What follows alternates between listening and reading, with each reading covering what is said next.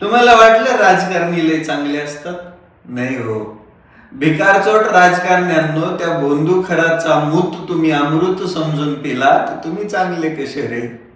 जो जो त्या खराच्या संपर्कात होता त्या खरातकडे गेलेला आहे, त्या प्रत्येकाला त्या खरातने अमृत म्हणून त्याचा मूत पाजलाय. हो.